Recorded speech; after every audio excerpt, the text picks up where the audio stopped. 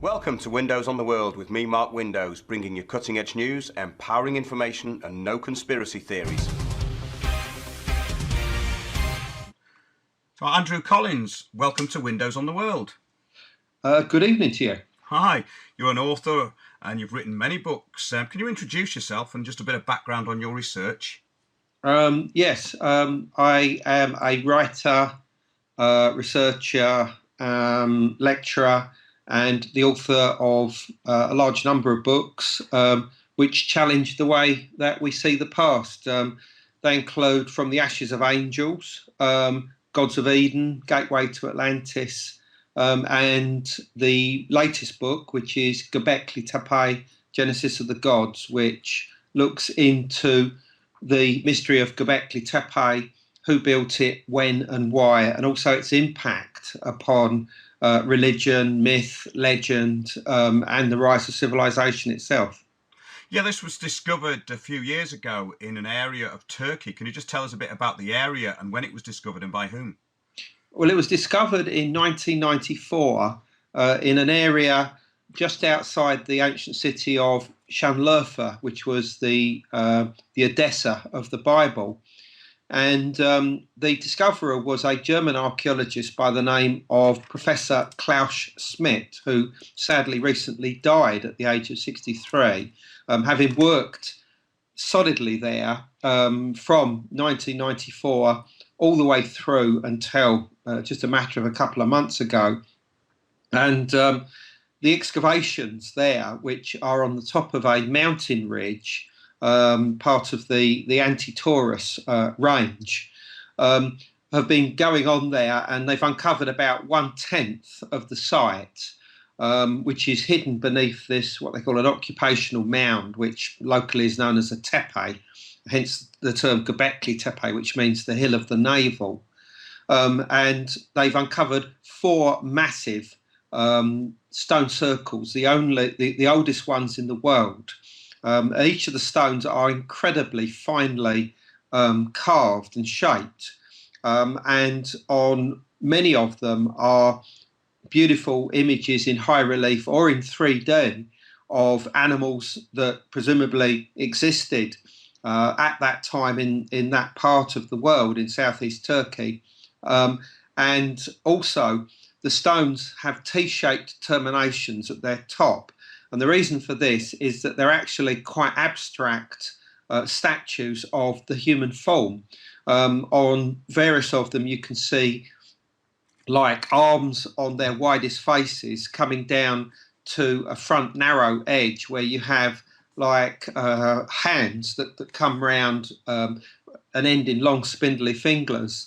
And these are actually aligned like the like a clock face or the spokes of a wheel towards 2 huge, great monoliths in the centre of these enclosures, which are much taller and quite clearly are the focus of them. And they are also T-shaped, and they have got some incredible imagery on them, including glyphs and ideograms and things like that, which we might get into. And they look like, and almost certainly are, gateways, projecting the eye towards the north, towards where there's actually in 2 of the enclosures flat stone slabs set within the northwestern wall, perimeter walls of them.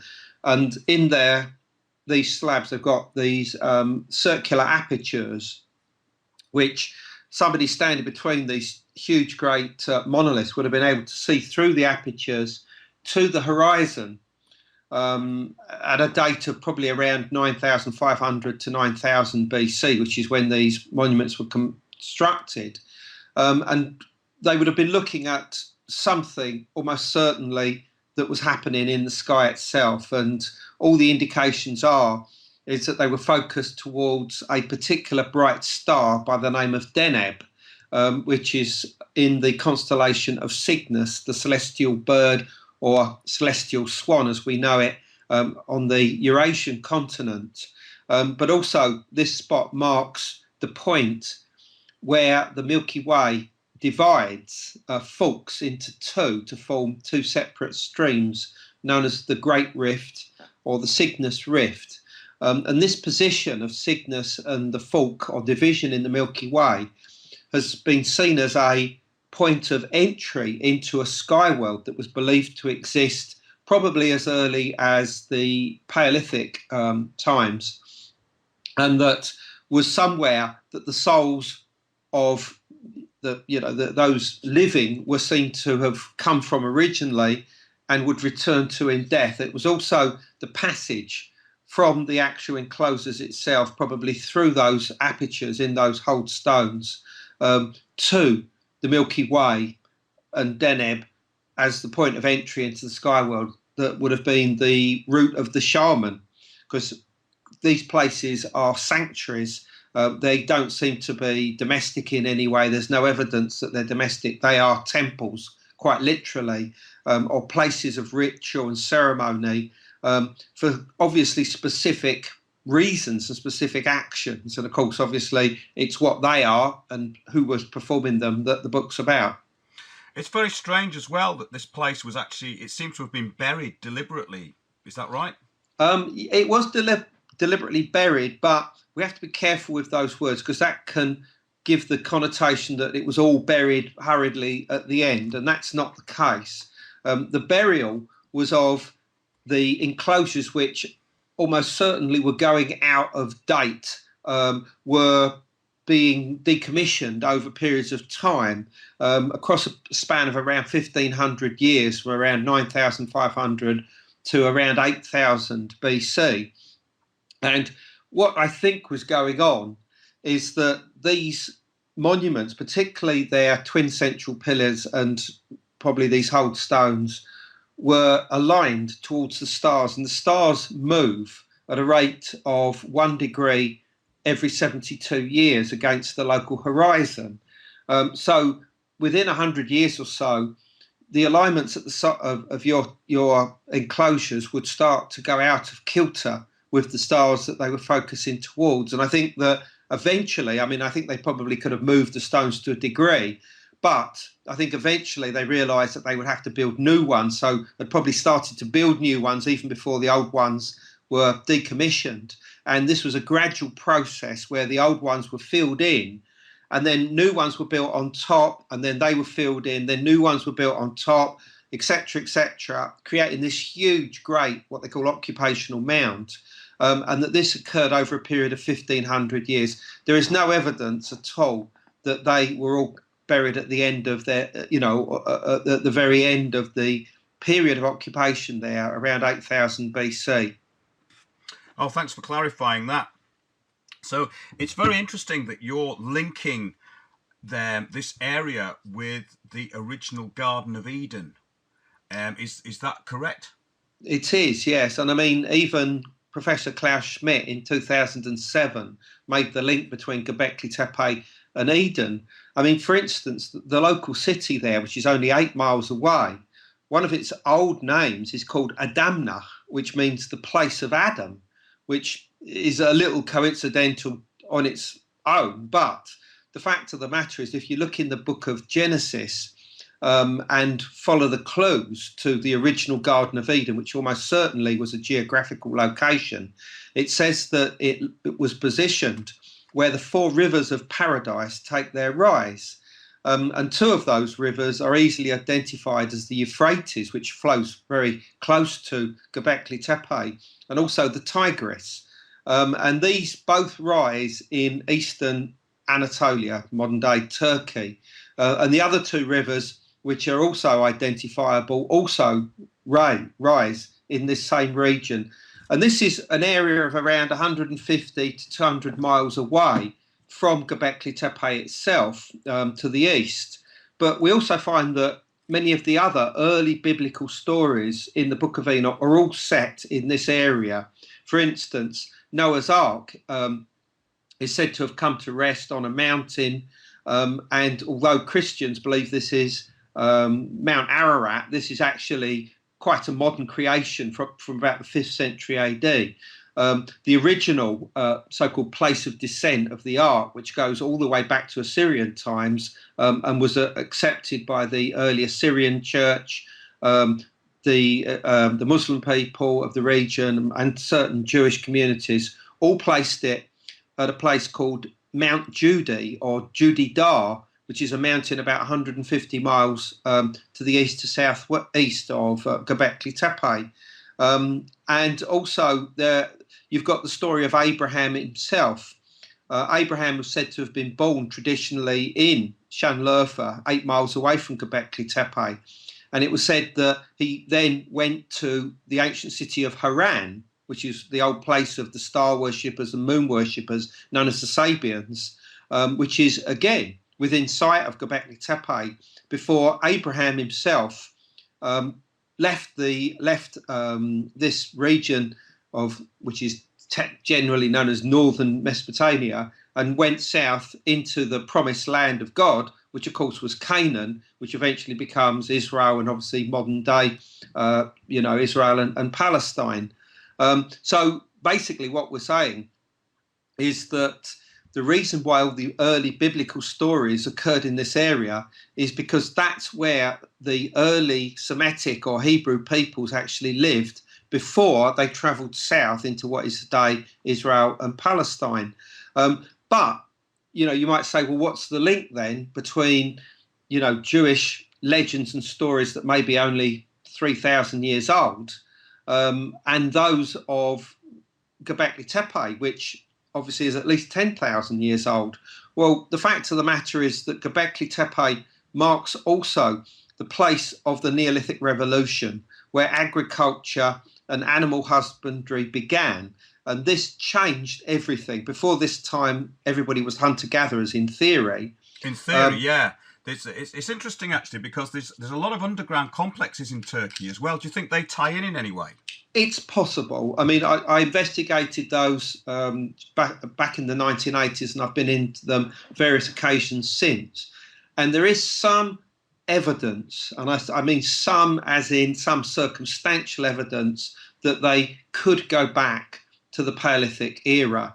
And this was given to me by the curator of the biggest of them, which is a place called Derinkiyu, which is by the way, is in central Turkey, in the old ancient land that was known as Cappadocia.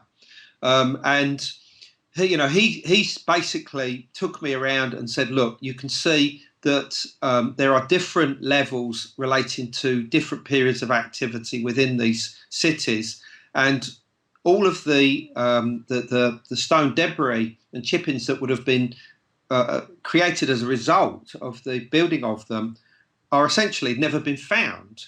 But he actually found some of the mounds of the chippings down by a local river and found Paleolithic flints with them.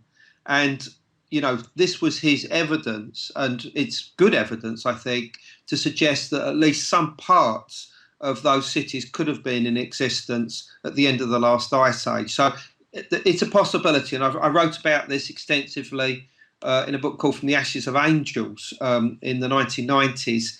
And I still go with that.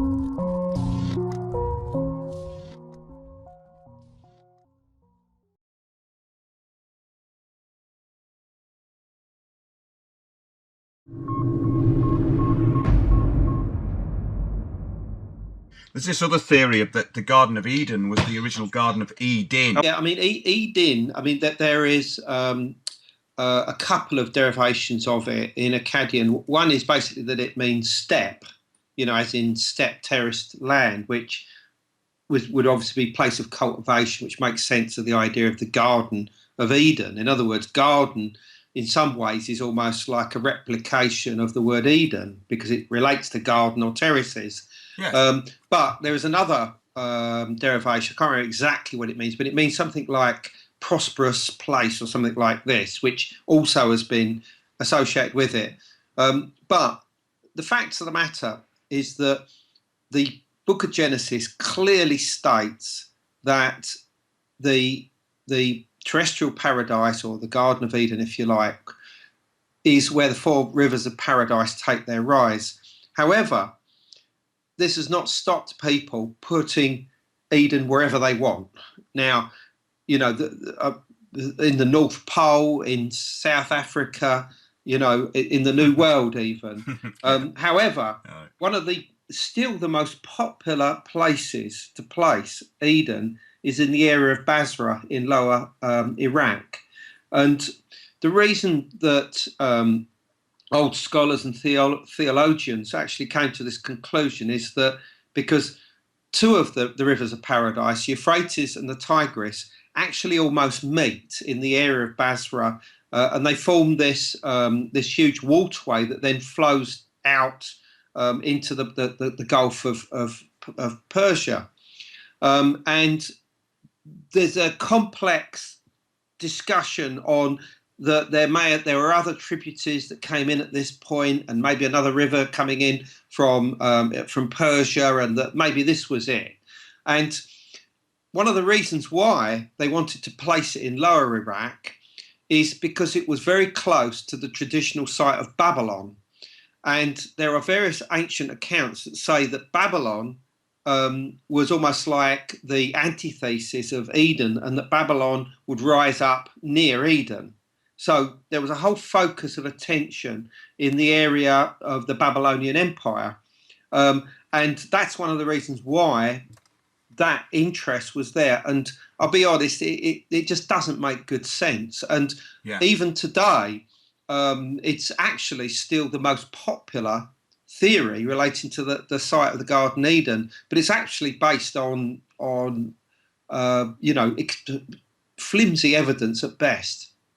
Yeah, well, the thing is as well, we don't know about a lot of these Bible stories. I mean, they are stories and they do refer to certain geographical points. But just getting back to Gobekli Tepe and its connection with the Watchers and the Book of Enoch.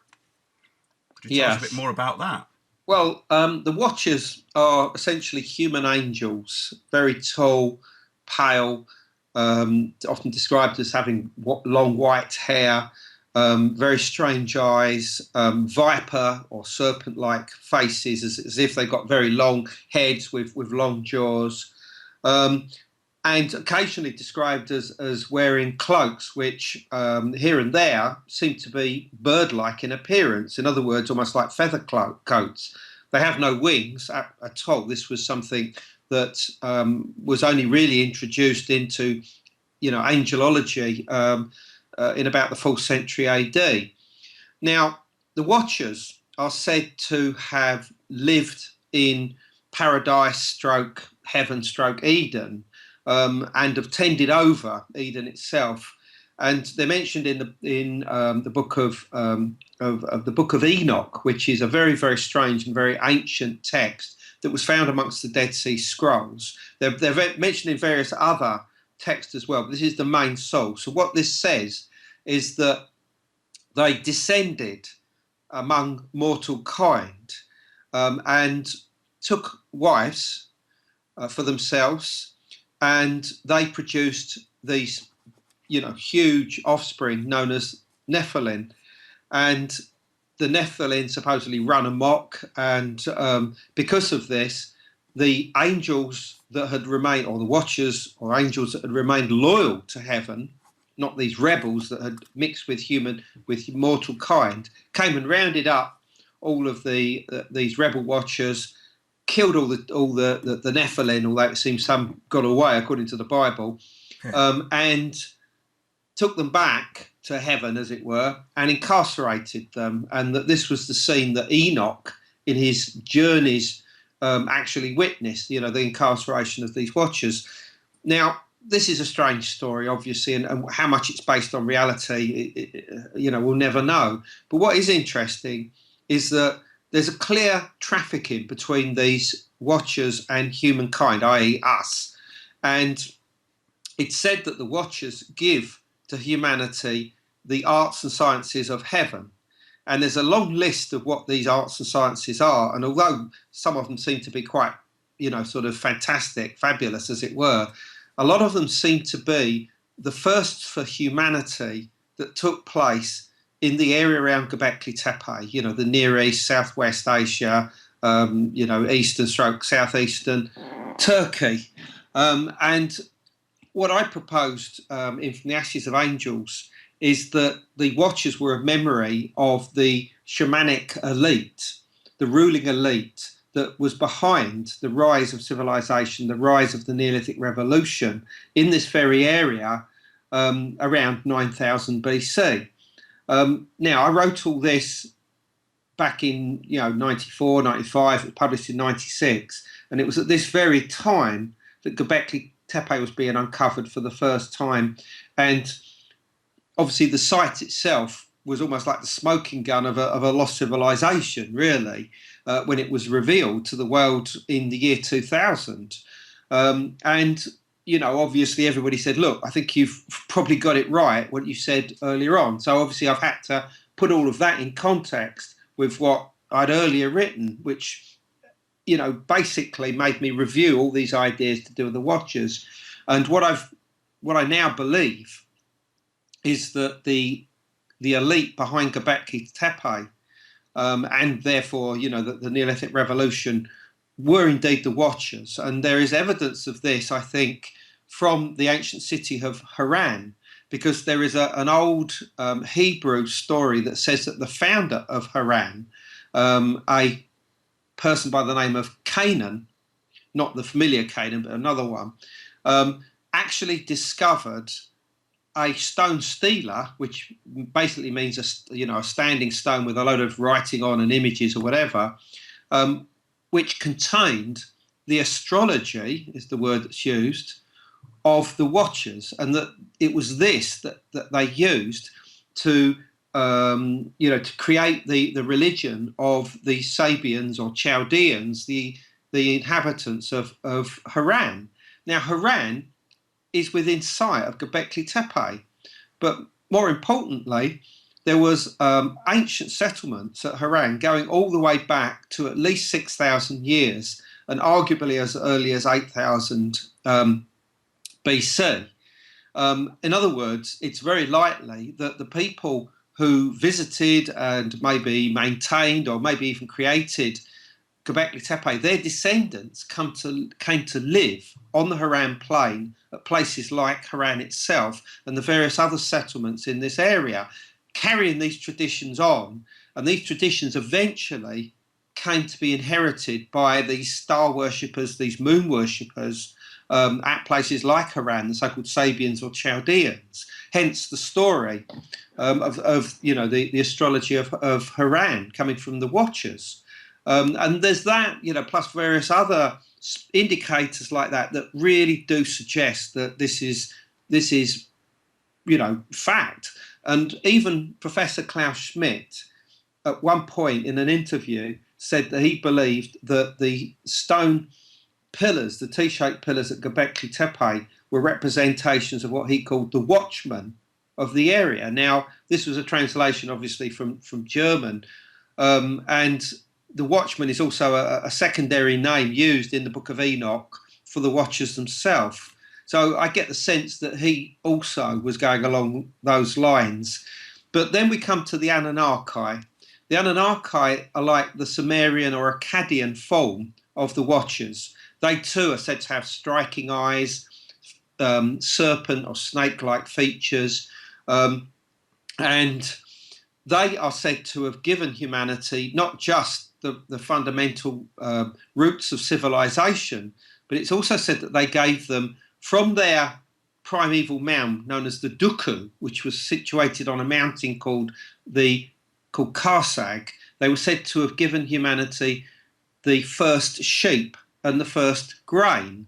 Now, the sheep, I think, is a reference to animal husbandry, not just of sheep, but of pigs and cattle, and what other animals that they were beginning to put in pens at this time. And obviously the grain is a reference to the earliest agriculture, the earliest wheat domestication, the earliest rye domestication, barley domestication, which all took place in this region from around 9000 BC onwards. In other words, the memory of the Anunnaki, just like that with the Watchers in Hebrew tradition, is a memory almost certainly of the elite behind Gobekli Tepe and the rise of civilization in this area of southeast Turkey. That's really interesting. And you may suggest that these Watchers could have been wiped out as late as 2000 BC. Is that what you're saying?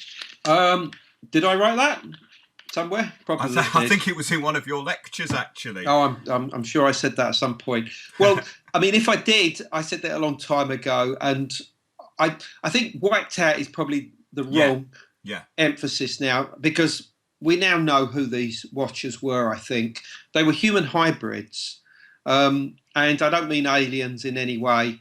What I mean is that they were an admixture of two different types of hominid or human form. Almost certainly what we call anatomical modern humans, you know, Homo sapiens, Homo sapiens sapiens, and Neanderthal people. Now, people might say, well, hold on, weren't Neanderthals very small? Weren't they stocky? Weren't they ugly? Weren't they thick? Weren't they unintelligent? Well, some of that's true, but we now know that they were hyper intelligent, and that their world and their existence was crucial to the beginnings of our own entry into Europe and the Middle East, probably around 30 to 40,000 years ago, and that the hybridization between these two different types of people probably made us the way we are today. But it would seem as if we ourselves, Homo sapien ancestors, were much more survivalist, rationalist in people, type of people, whereas there is evidence that the Neanderthals were much more dreamlike. They had a different type of brain, they operated differently, and had other priorities in life which did not revolve around pure rationalism that the other type of humans ourselves had. But the bringing together of those two different types of people created a quite different creature altogether. One that was now extremely tall, very long-headed, long-faced, with long jaws.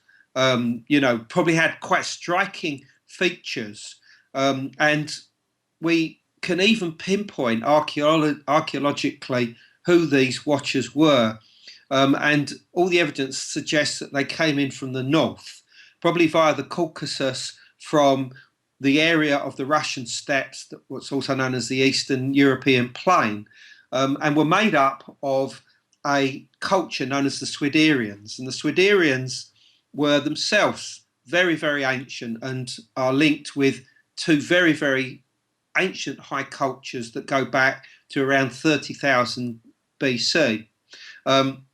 These Swiderians almost certainly were some of the earliest astronomers. Their main symbols were the swan, the wolf, and the reindeer. They were reindeer hunters. They also were some of the earliest miners in the world. They were mining red ochre. They were mining different types of flint as far west as Poland. It seems as if they were also in charge of the trade in various exotic types of material, including obsidian, which is the polished black volcanic glass, which was so prized by the ancient world from Paleolithic times, through to obviously more recent times, and that they also that had an incredible stone technology, using skills that were absolutely almost unique to their day. And we find them turning up in the area of southeast Turkey just around the time of Gobekli Tepe. And all the evidence seems to suggest that they could well have been the elite that came into this area and kick-started everything off. Now, I believe that it was the local population that actually built Gobekli Tepe itself. However, I think that they were motivated by an incoming elite. And the reason why these people were incoming is because of what was going on in the world at this time. Because shortly beforehand, there had been a huge cataclysm in this world, one almost certainly caused by a comet impact. A comet entered the inner solar system, broke up, and sent hundreds of thousands of small fragments on a direct course with the Earth. And these produced wildfires. They blocked out the sun and the moon for a long period of time, causing a period of darkness, caused rains to fall for, maybe even 40 days, 40 nights, just as the Bible tells us that the Great Flood occurred, and also triggered a mini ice age that lasted for around 1,300 years. In fact, that mini ice age only ended just before Gobekli Tepe was built. And there is possible evidence to suggest that there were other events going on, possibly of a cosmic or a solar nature, right the way through until the time of Gobekli Tepe itself. And a visionary writer by the name of Barbara Hand Clough wrote a book in 2001 called Catastrophophobia, and it was all about the state of mind and the results of that state of mind of the people as a result of this catastrophe. And I think that's an incredible term, because it really helped me understand why Gobekli Tepe may have been constructed.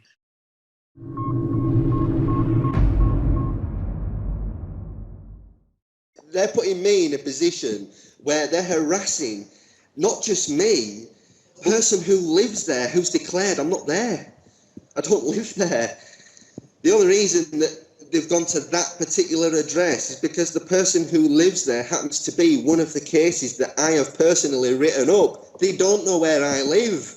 That's why they've gone to this person's address. And I think that in itself is absolutely shocking, that they can go to a woman's house, knock on a door, harass her, threaten her at the door, threaten to force their way in without the warrant. They told the person who lived there, when she answered the door, I wasn't there, looking for me, the police, they said, we've got the power to force us way in here without a warrant.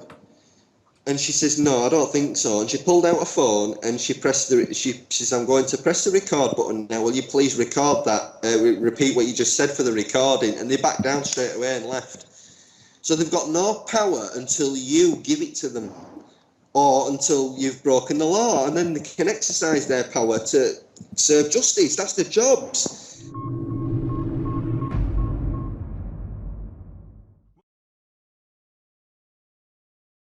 You've got to ask yourself, why would the local population, who were hunter-gatherers, had this free life, all they had to do was just provide for their family and maybe their immediate social group, why would hundreds, if not thousands of them all want to suddenly come together for the first time ever to create these stone circles, this earliest monumental architecture, with all this sophistication and engineering and technology? Why would they want to do that? I mean, why would they just get on with their lives and do their own thing? And the fact of the matter is, I think one word, and that's fear. Because I think that even by the time that Gobekli Tepe comes to be built around 9,500 BC, these people are still in fear of cataclysms. They were still suffering from catastrophophobia. And I think that these Swiderian peoples, these human hybrids, what we know today as the Watchers or the Anunnaki, came into the region and said, look, we can sort out your problems, but you have to do what we say.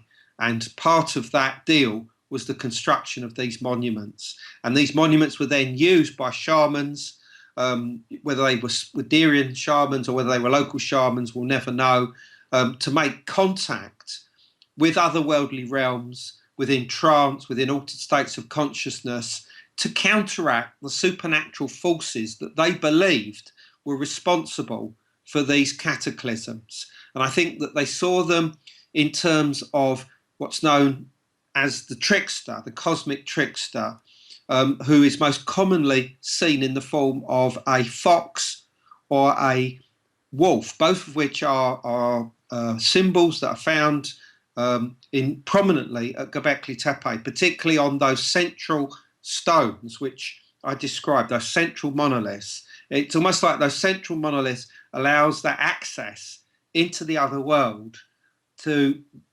gain access into this sky world so that they can deal with these supernatural creatures that are a threat, not only to the world, but to time itself. In other words, you know, if they do their deed, they will quite literally pull the plug on everything. That's what I think that they believed. And there are shamanic cultures that existed right the way through, probably until the last couple of centuries, that believed that one of their main purposes was to ensure that the sky world never fell down, that that the heaven never reached the earth. In other words, the conceived pole or axis that held up the heavens was never knocked down by some kind of trickster. And you find this in areas that seem to be related to the descendants of these so-called Swiderian people. So it all makes sense and comes together nicely. I'm not saying that's the only reasons for the construction of Gobekli Tepe. They also seem to be almost like birth chambers in their shape, their function, and that may be to do with the whole cult of birth and death and rebirth. But as I said, they were also used to counteract these supernatural forces that were believed to be a threat to the world. Well, that's very interesting. It ties up quite a lot of things. Do you think, though, that they could be part of a wider culture, a worldwide culture? It's an interesting point, and I think the answer is yes and no. Yes, in the sense that I think that there were other Gobekli Tepes around the world being constructed at this time, probably in the wake of this cataclysm, probably using knowledge that had already existed for thousands of years, perhaps even from what you might call a lost civilization. Who knows? But these were done by different cultures in different places. I don't think there was any kind of mother civilization behind all of them. But what I do believe is that there was an awful lot of cross contact between the cultures, far more than what I think people and archaeologists in particular give credit to these people. Because, I mean, there's firm evidence that the ancestors of the Swiderian peoples, known as the Solutreans, travelled from France to the Americas as early as 15 to 20,000 BC. And may even have influenced the earliest Native American, the first peoples of America, known as the Clovis culture. That is a possibility. And even if they didn't reach there, there's good evidence to suggest that they were seafaring people at least by 15,000 BC. Now, if they were seafaring people, where did they go? How far did they reach? Did they go from France and Spain into the Mediterranean? Did they get up into the Baltic? Did they come, did they reach Africa? And I think that we need to take this into consideration. Charles Hapgood, who came up with the whole place displacement of the crustal displacement idea in his book Maps of the Ancient Sea Kings, talked about a global culture existing at the end of the last ice age. Well, almost certainly that's the Solutreans. Who by that time would have had at least 5,000 years of seafaring experience. So there's this cross contact, and I think that this went much further than what we've ever realised, or certainly what the archaeologists have ever realised. But I think that the other thing is that trading. I mean, the Swiderians were trading across hundreds and hundreds of miles with exotic types of flint, and particularly things like obsidian. Obsidian is a very, very beautiful crystal-like structure, possession.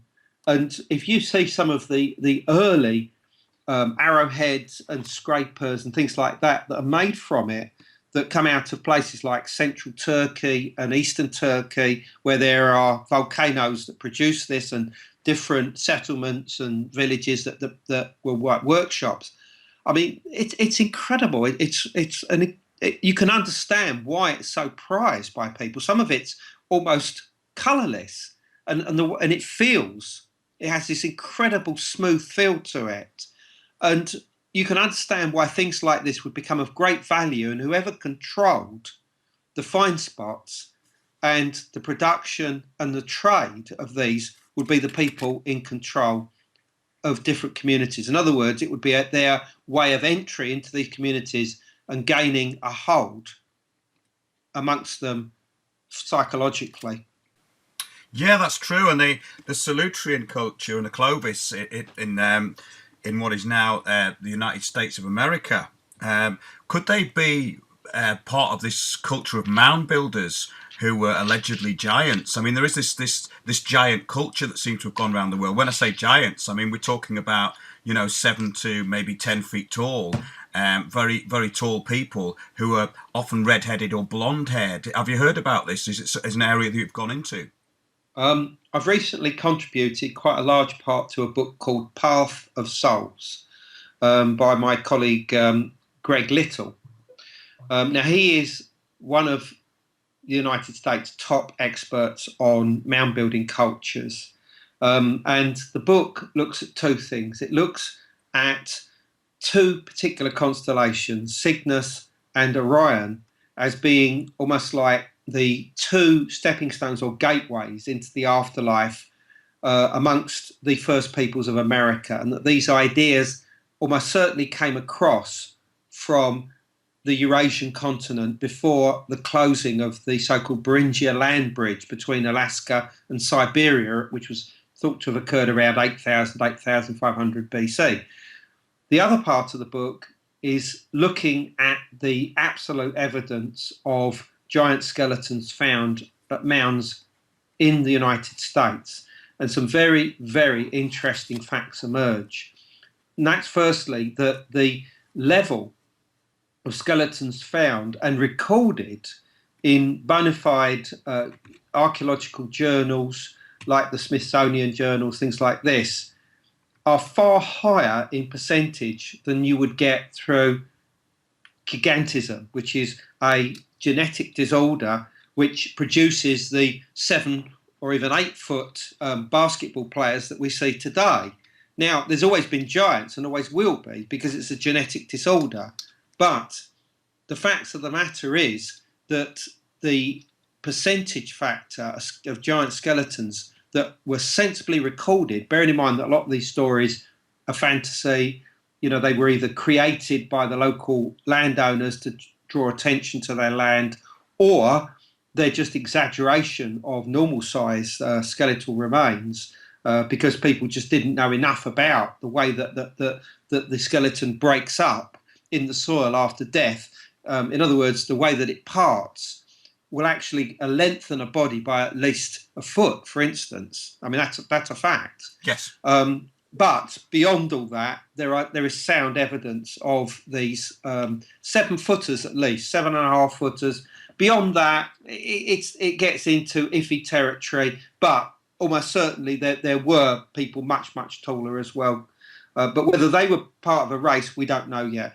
But anyway, the book Path of Souls, which I would urge your listeners to check out as well, is that these giants are human hybrids, although not necessarily Neanderthals and anatomically modern humans in this case, but Denisovans and anatomical modern humans, or possibly even Denisovans and Neanderthals, who almost certainly must have come from somewhere on the Asian continent, probably in the area of China or Siberia or something like this, because this is where we find evidence of the so-called Denisovans. Now, this is this third type of hominid or human-like being that existed in the past, probably down to around 30,000 years ago, the same essentially as Neanderthals.